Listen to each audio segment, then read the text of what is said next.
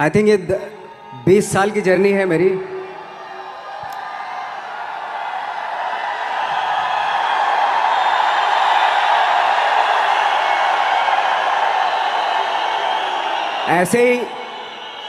ऐसे जब 20 साल पहले मैं खड़ा हुआ था ऐसे किसी ऑफिस में जाके, तो मुझसे पूछा गया था कि क्या है। किसी डायरेक्टर के असिस्टेंट ने पूछा था क्या है। मैंने कहा एक्टर हैं। बोले दिखने से तो लगते नहीं हो एक्टर हो। तो क्या होता था कि इंडस्ट्री में हमेशा ये चलन था कि एक्टर हीरो जो होता है वो 6 फुट का होता है और गोरा होता है और लंबा चौड़ा बल्ले छल्ले होते हैं। मतलब हम तो बस ऐसे ही चले गए थे, ऐसा ऐसा ऐसा समझता था वो।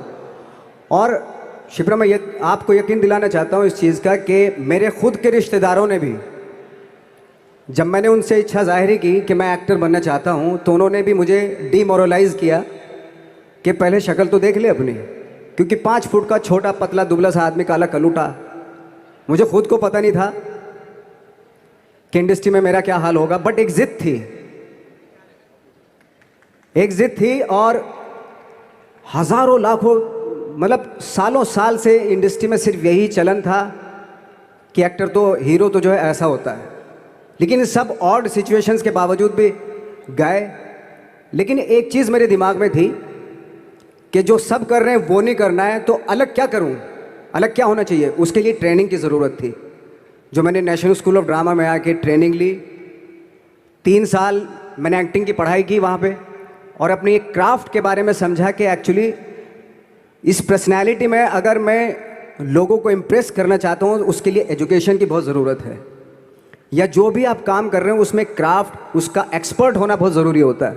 ऐसे ही हवा में नहीं कि जैसे पहले होता था, अरे यार तो बहुत खूबसूरत दिखता, फिल्मों में जाके काम करना शुरू कर दे। ऐसा नहीं, किसी चीज़ को बारीकी से जानना, उसके लिए ट्रेनिंग की, एक्सपर्ट्स की, एक्सपीरियंस की ज़रूरत होती है। तो मैंने ट्रेनिंग ली नेशनल स्कूल ऑफ ड्रामा से, और 2000 में मैं पहुंच गया मुंबई पहुंचने के बाद जब हम किसी ऑफिस में जाते थे, आई थिंक उससे पहले चलन नहीं था बिल्कुल भी। हम लोग गए, जैसे मैंने बताया कि ऑफिस में खड़े हो के, भाई हम एक्टर हैं, काम दोगे क्या। तो बोले पहले हुलिया तो देख अपना तू।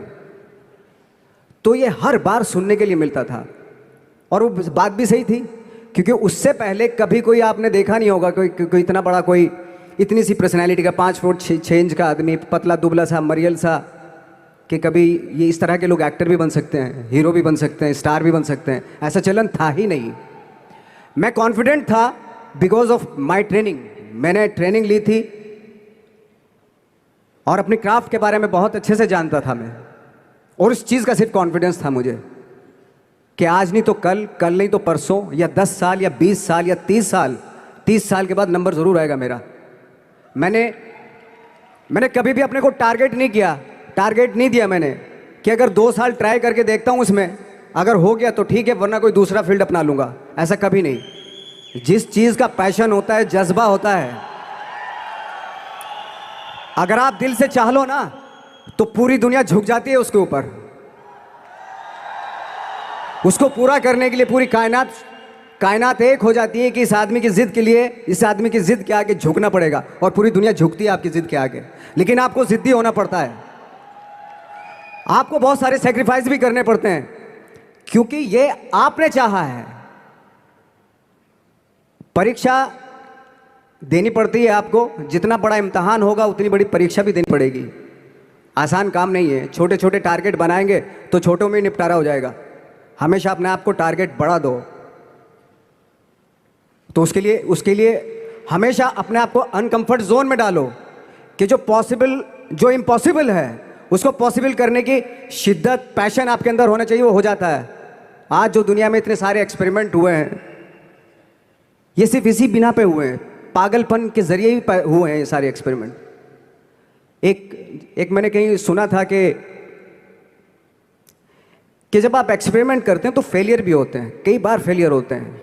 कोई एक एक्सपेरिमेंट करने के लिए, कोई एक चीज़ करने के लिए बहुत बार हमने भी झेला है, बहुत बार फेलियर हुए हम लोग। लेकिन एटलीस्ट हमें इतने सारे फेलियर होने से इतने तरीके पता चले कि इन तरीकों से सक्सेस नहीं मिल सकती।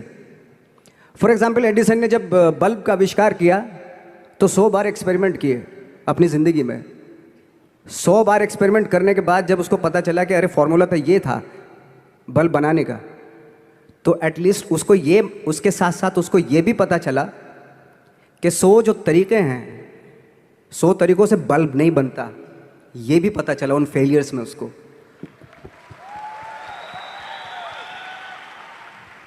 जब हम लोग मुंबई आए तो हमें मालूम था हमारे पास पर्सनैलिटी नहीं है, हमारे पास बैक नहीं है, या हमारे फादर दादा परदादा तो फिल्म इंडस्ट्री में है नहीं, हम ही हैं, तो हमें क्या करना चाहिए।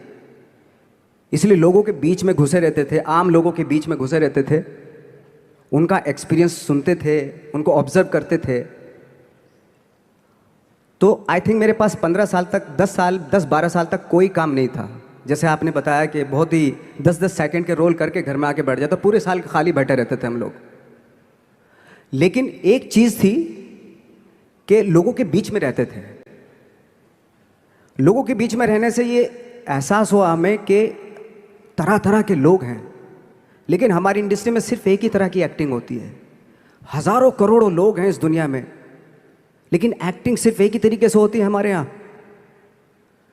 तो मुझे लगा यार, ये मैं तो ट्रेन भी हूँ, मुझसे अपनी आर्ट भी आती है, और हज़ारों लोगों को मैं ऑब्जर्व भी कर रहा हूँ, तो ये तो सबसे अच्छा सूत्र है।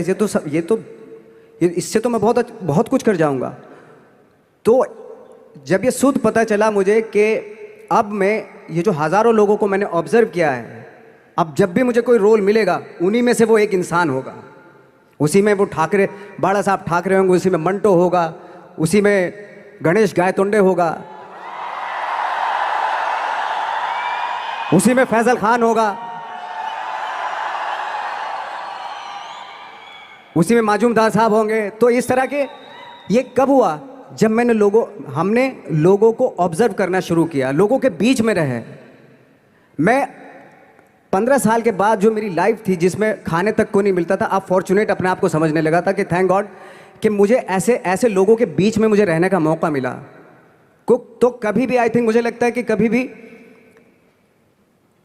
जब आप स्ट्रगल कर रहे होते हैं ना, वो एक मौका होता है आपके पास, वो एक चांस होता है आपके पास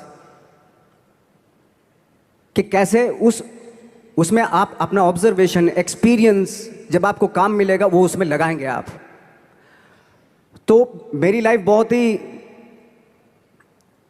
आज जब मैं सोचता हूँ कि यार ये तो बहुत ही अच्छा हुआ था, जो 15, 10, 12 साल मैंने बिना काम के गुजारे, जो लोगों के बीच में रहा था मैं, आज वो काम आ रहा है मेरे। जहाँ ज़रा सा कोई कैरेक्टर मिलता है तो आदमी इसलिए कनेक्ट करता है उनसे कि उनको लगता है कि यार ये तो मेरे पड़ोस का ही, आसपास का ही ये बंदा है। मैंने देखे हैं इस तरह के लोग। आई थिंक यही हमारी सबसे बड़ी जीत है as an actor.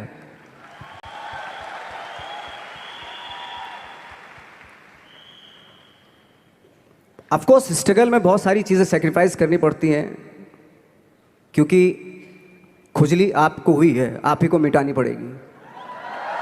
You know,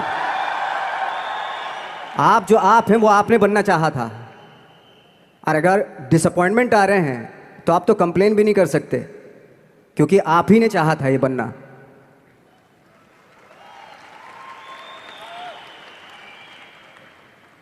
तो बस यही था कि 10-12 साल तक मैंने सोचा था, 10-12 साल जब स्ट्रगल हो गए तो मेरे बहुत ज़्यादा वो भी हुआ कि यार छोड़ के चले जाते हैं, कुछ काम मिल नहीं रहा है, क्या हो रहा है कुछ पता नहीं, आई डोंट नो मिल पाएगा या नहीं मिल पाएगा। फिर ये होता था कि नहीं, मेरी मदर जो है ना, एक लेटर लिखती थी मुझे हमेशा। तब मोबाइल नहीं आए थे, पेजर आए थे, तो पेजर यहाँ पे लगा के चलते थे हम लोग। जब उनको मालूम हो जाता था कि भाई बंदा जो है ना थोड़ा सा फ्रस्ट्रेशन में है, डिप्रेशन में है, क्योंकि काम नहीं मिल रहा, तो मेरी माँ मुझे एक लेटर लिखती थी। उस पर लिखती थी कि लिखने के बाद एक लास्ट में लिखती थी कि 12 साल में कचरे के दिन भी बदलते हैं, तू तो इंसान है, तेरा दिन भी बदलेगा। तो उन सब चीज़ों को देख के कोई एक शेर, कोई एक कोटेशन, कोई इस तरह की जो मोटिवेट करती है, जो लाइन्स आपको, उनका रहना, उन पे बिलीव करना बहुत ज़रूरी होता है, क्योंकि वही चीज़ आपको मोटिवेट करती हैं आगे बढ़ाने के लिए। और जब ख़राब वक्त होता है आपको, वो लाइन्स, वो पोएम्स, वो सारी चीज़ें आपको संबल देती हैं, मजबूती देती हैं, ताकत देती हैं। और मैं जिस गांव से आया था, डिस्ट्रिक्ट मुजफ्फरनगर के एक छोटा सा गांव था बुढ़ाना, जब हमने शुरुआत की थी वहाँ पे, जब मैं था वहाँ पे लाइट भी नहीं थी। 1 घंटे के लिए रात में कभी आ गई या 1 महीने के बाद हल्का सा मुंह दिखा के चली गई। इस तरह की लाइट इस तरह होती थी। वही लैंप में पढ़ना स्टार्ट किया, लैंप। तो छोटे से गांव से आने के बावजूद फिर दिल्ली मतलब छोटा सा, उससे बड़ा शहर भी हमें ऐसा लगता था पता नहीं क्या है, मतलब डर लगता था। मैं जब मुंबई में आया था तो मैं 15 दिन तो घर से बाहर ही नहीं निकला था, क्योंकि इतनी स्पीड देख रहा था मैं कि इतनी स्पीड में तो हम चल ही नहीं पाएंगे, इस शहर के साथ शायद हम कनेक्ट नहीं कर पाएंगे बिल्कुल भी। तो इस तरह के डर थे। लेकिन ऐसी जगह पे आ गए थे कि अब जाना भी मुश्किल था। तो मतलब वापस नहीं जा सकते थे। वापस इसलिए नहीं जा सकते थे कि बहुत सारे डर थे। वापस अगर चले गए तो थिएटर के जो मेरे दोस्त थे वो बोलते, क्यों भाई वापस आ गए तुम भी, जैसे बहुत सारे लोग वापस आ रहे थे तुम भी वापस आ गए, चलो लग जाओ ठीक है। गांव में इसलिए नहीं जाता था अपने कि जो पहले ही बोलते थे वो लोग कि शक्ल तो देख ले, फिर हार के उनके सामने चला गया तो क्या बोलेंगे अब हमने, वो तो वही बोलेंगे कि हमने तो पहले मना किया था कि मत जाओ, क्या सूरज शक्ल तो थोड़ा ही थी तुम्हारी स्टार बनने की, एक्टर बनने की। तो ये बहुत सारे डर थे जिसकी वजह से मैं अपने ना तो गांव जाता था, ना जहाँ से ट्रेनिंग ली थी दिल्ली से, ना वहाँ जाता था। मैंने जो भी है मरना जीना मुंबई में ही होगा। रही बात सक्सेस की, सक्सेस अगर 30 साल बाद भी मिलेगी उसके लिए भी मतलब तैयार रहना चाहिए। सक्सेस की कोई डेट नहीं होती, कोई तारीख नहीं होती, कोई टारगेट नहीं होता कि इतने ही दिनों में मिल जाएगी। इंसान का काम होता है, आई थिंक मुझे लगता है कि मेरे हिसाब से मुझे लगता है कि लाइफ ना हमेशा अपने आप को लाइफ में पुश करते रहो, और पैशन के साथ जिस भी आप काम में हो, जो भी आप काम कर रहे हैं उसमें पैशन के साथ लगे रहना बहुत ज़रूरी होता है। क्योंकि पैशन से क्या होता है, जिस भी आप फील्ड में होते हैं उसकी डिटेलिंग्स मिलनी शुरू होती है। जैसे जब आप समंदर में देखते हैं, समंदर की जब गोता मारते हैं नीचे जाते हैं तो आपको एक धीरे धीरे बहुत कुछ दिखाई देना शुरू। ऐसी आपका भी फील्ड है, कोई भी हर फील्ड ऐसा ही होता है, उसमें असीम संभावनाएं होती हैं, इतनी पॉसिबिलिटीज होती हैं कि आई थिंक दुनिया का हर काम में इतनी सिर्फ अगर एक दर्जी है पैंट सीता है, 1000 तरीके की पैंट सी सकता है वो, अगर वो चाहे तो। अगर उसने नहीं चाहा तो वो जो ट्रेंड चला रहा है वही सीता जाएगा। लेकिन अगर उसने चाह लिया कि मैं ऐसा कुछ करता हूँ तो 1000 तरीके की पैंट उसी में 1000 तरीके की सी देगा वो पैंट। ऐसे हर फील्ड में पॉसिबिलिटीज़ बहुत होती हैं और एक परफेक्शन होता है। फॉर एग्जाम्पल जैसे हम लोगों ने ट्रेनिंग इसलिए ली कि परफेक्शन आ जाए अपने काम में। जैसे एक मैंने एग्जाम्पल सुना था कि ये छोटी छोटी चीज़ें जो मैं बता रहा हूँ, ये चूँकि मैंने बचपन में सुनी थी, उन पे उन्हीं को अपनी लाइफ बना के आगे बढ़ा तो आज यहाँ पे हूँ। इसलिए वो छोटी छोटी चीज़ें बहुत काम आती हैं, उनको सुनना बहुत ज़रूरी होता है इंसान के लिए। बताते हैं कि एक बहुत बड़े, पता नहीं ये सच है झूठ है मुझे नहीं इतना ज़्यादा नहीं मालूम, बट कोई बहुत बड़े इंसान हुए, लेकिन वो पहले मौची थे, जूता सीते थे। लेकिन जूता जहाँ से सीते थे ना वहाँ से कभी फटता नहीं था वो, भले दूसरी जगह से फट जाए लेकिन वहाँ से नहीं फटता था, क्योंकि उसका पैशन था जूता सीना। काम भले वो है वो, लेकिन उस काम में भी उनका पैशन है। तो इसी वजह से वो इतने पॉपुलर होते चले गए कि यार जूता फट गया लेकिन सिलवाना वहीं जाके है, क्योंकि वहाँ अगर उन्हें सी दिया वहाँ पे ज़िंदगी भर वहाँ से जूता नहीं फटेगा। तो छोटी छोटी चीज़ों में ये जो परफेक्शन, पैशन, ये सारी चीज़ें होती हैं जो आपका आगे बढ़ाती हैं, बहुत आगे ले जाती हैं। लेकिन उसके वही है, कुछ चीज़ों का होना वाकई बहुत ज़रूरी होता है। फिर एक्सपीरियंस आपकी नॉलेज। जैसे मेरा मानना है कि मैं आई एम सॉरी टू से, बट मेरा खुद का मानना है कि मैं लक पे बिलीव नहीं करता हूँ। मेरे सामने आज तक मेरे सामने लकीली कोई चीज़ नहीं हुई कि मैं लकीली यहाँ तक पहुँच गया। आज जो आप प्रोमो देख रहे थे, जो क्लिपिंग्स देख रहे थे मेरी, मैं लकीली नहीं पहुँचा हूँ यहाँ पे। मैंने उसके लिए मेहनत की है, मैंने उसके लिए नॉलेज इकट्ठी की है, मैंने उसके लिए ट्रेनिंग ली है। अगर लक पे डिपेंड करता ना मैं, तो अपने एक रूम में रहता, देखते हैं यार लक जब होगा तो हो जाएगा, ऐसा थोड़ा ना होता है। बाला साहब ठाकरे का जब मैंने रोल किया तो वो लकीली नहीं हो गया। उसके लिए 1 महीना में पहले हारमोनियम पे बैठा मैं, कि बाला साहब कहाँ से बोलते हैं, उनका सुर क्या है, उनका टेक्सचर क्या है उनकी वॉइस का, उनकी वॉक कैसे है, वो चलते कैसे हैं, उनका वेट किस चीज़ पर ज़्यादा डिपेंड करता है। हर आदमी का जो वेट होता है, किसी का थाइस पे होता है, किसी का फुट पे होता है, किसी का बट पे होता है वेट, किसी का कमर पे होता है। हर आदमी का एक वेट शिफ्ट करने का एक अलग तरीका होता है। तो हम लोग इतनी डिटेल में जाते थे कि बाला साहब किन चीज़ों पे वेट कर रख के चलते हैं, ऐसे चलते हैं, कोई या तो ऐसे चलते हैं या ऐसे चलते हैं, ये इस तरह की बहुत सारी डिटेल होती हैं। जब आप जाते हैं तो बहुत सारी चीज़ें पता चलते हैं। मेरे सामने इतने चैलेंज थे जब मैं बाला साहब का रोल कर रहा था, तो वो मिमिक्री भी नहीं होनी चाहिए, कॉपी भी ना हो। जैसे अमूमन अक्सर होता है जब हमारे यहाँ बायोग्राफी की जाती है तो हम कॉपी कर देते हैं उसकी। कॉपी करना मतलब अगर हम किसी की कॉपी कर रहे हैं या मिमिक्री कर रहे हैं तो वो वीकनेस समझी जाती है कि आप वीक एक्टर हो। और ये बात मुझे बहुत पहले समझ में आ गई थी जब मैं ट्रेनिंग ले रहा था। मैं ट्रेनिंग के फ़ायदे बता रहा हूँ आपको। जब मैं ट्रेनिंग ले रहा था ये हमें तभी समझ में आ गया था। और प्रिपरेशन के वक्त, बाला साहब की प्रिपरेशन के टाइम पे, कि मैंने कहा इसकी मिमिक्री नहीं होनी, बाला साहब की मिमिक्री नहीं होनी चाहिए, ना कॉपी होनी चाहिए, और लगना भी चाहिए कि बाला साहब ठाकरे हैं।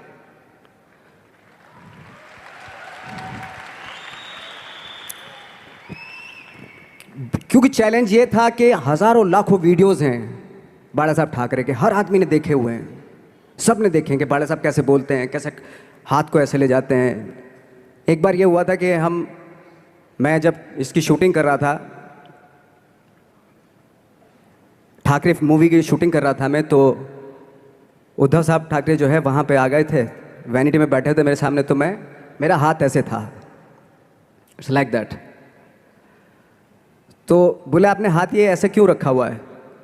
मैंने उनका हमेशा ऐसे ही रहता था हाथ। तो और यही वो क्या होता था, वो सिगार पीते थे और सिगार ऐसे पिया जाता है कुछ ऐसे, और इसलिए उनका हाथ हमेशा नॉर्मली भी रहता था तो ऐसे रहता था।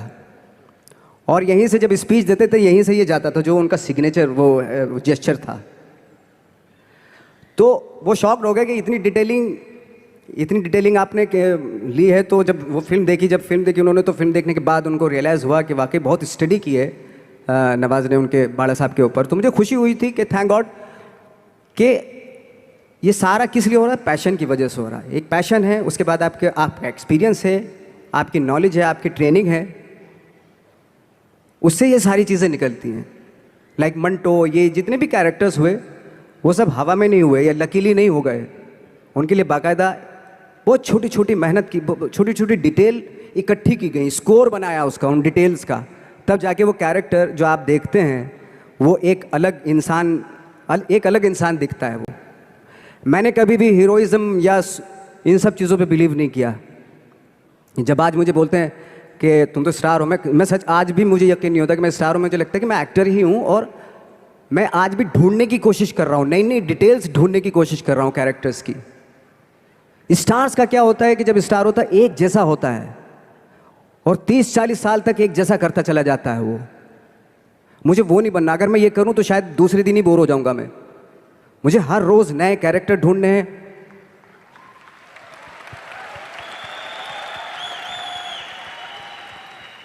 लोगों के बीच में रहना है, क्योंकि लोगों ये बीच में रहने से बहुत सारी चीज़ें मिलती हैं।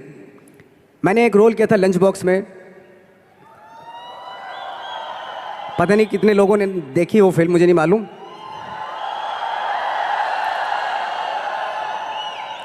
उसका कोइंसिडेंट ऐसा हुआ कि मेरा जो दोस्त था, जो मेरे रूम पार्टनर स्ट्रगल के टाइम पे मेरे साथ रहता था, तो मैंने उसी की डिटेल मार दी उसमें फिल्म में। जब पिक्चर रिलीज़ हुई तो उसने देखी, उसको लगा अरे ये तो मैं हूँ। अब वो भी एक्टर था। उसके बाद जब वो फिल्म इंडस्ट्री में किसी के पास काम मांगने जाता था तो लोग उसको बोलते थे यार ये ऐसा मत करिए, नवाज़ ने कर दिया, कुछ दूसरा कर। तो बोलता हम तो ओरिजिनल में ही ऐसे हैं, उन्होंने हमारा कॉपी किया है। लेकिन कहने का मतलब ये है कि लोगों के क्या होता है, स्टार्स हमेशा शीशों के घरों में रहना शुरू कर देते हैं। उनको बैंड्रा में, उनको मतलब किसी ऐसी जगह पे रहते हुए ये नहीं मालूम कि दूसरी जगह क्या है। अगर आप चाहते हैं रोज़ हर फिल्म में एक नई पर्सनैलिटी क्रिएट करें तो लोगों के बीच में रहना पड़ेगा आपको। भले थोड़ी परेशानियां होती हैं बट रहना पड़ेगा उनके बीच में। मेरा तो ऐसा मानना है।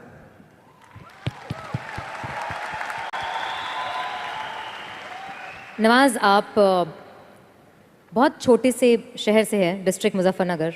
यहाँ पे बहुत सारे लोग ऐसे बैठे हैं जो बहुत सारी सिटीज़ से हैं, actually major cities like Delhi, Bangalore, Hyderabad, Pune, Chennai, Nepal. और इन सब चीज़ों के बीच में बड़े शहरों की बहुत सारी फैसिलिटीज़ हैं, बहुत सारे आराम है। जबकि आपके शहर या जिस शहर से मैं हूँ, जहाँ पे एजुकेशन भी नहीं मिलती है, जहाँ पे खाना पीना, जैसे आपने बोला बिजली, कोई भरोसा नहीं होता कब आएगी, जाना तो नॉर्मल है। हाँ, तो वहाँ पे उस छोटे से शहर में रह के एक परिवार में जहाँ पे कभी किसी ने एक्टिंग के बारे में दूर दूर तक नहीं सोचा था, और आप 8 भाई बहन हैं, सबके साथ रह के परिवार में परिवार का चीज़ करने की जगह एक अलग से ये जो थॉट आया था अलग से कि मैं एक्टिंग करूँगा, और वो भी काफ़ी दिन बाद जब आपने जॉब भी कर ली उसके बाद, तो जब वो थॉट आया तो परिवार ने आपको सपोर्ट किया। और अगर रिश्तेदारों ने, जैसे आपने बोला कि कहा, तो आपके दिमाग में उस समय क्या चलता था? मेरे दिमाग में ये तो नहीं आया था कि मुझे एक्टर बनना है, बट इतना ज़रूर था कि कुछ तो नया करना है। क्या करूँगा मुझे नहीं आइडिया था। जो सब लोग करते हैं जो वो नहीं, कुछ अलग करना है मुझे। लेकिन मुझे ये नहीं मालूम था कि मुझे एक्टिंग करनी है। और इसीलिए मुझे लगता है आज जब मैं सोचता हूँ कि अगर मैं किसी भी फील्ड में होता, एक्टिंग के अलावा किसी भी फील्ड में होता, तो मैं एक्सपेरिमेंटल ज़रूर होता। क्योंकि मुझे आदत थी कि मुझे जो ट्रेंड चल रहा है उसके अगेंस्ट, मैं बहुत रिबेलियस था, रिबेलियस किस्म का इंसान हूँ मैं, आज भी हूँ, रहूँगा। क्योंकि मुझे अच्छा लगता है जो ट्रेंड चल रहा होता है उसके अगेंस्ट कुछ काम करना, चाहे मुझे अच्छा लगता है वो। क्योंकि क्या है ना कि जो चलन चल रहा है, आई थिंक उसको बहुत आसान है उस चलन के साथ चलना। उसके अगेंस्ट चलना, उसके लिए सालों लग जाते हैं। बीच बीच में आपको ये भी लगता है कि यार शायद पॉसिबल नहीं है, लेकिन जब पॉसिबल होता है ना तो तब बड़ा अच्छा लगता है। तब ये जैसे आज मुझे फील हो रहा है ना, तब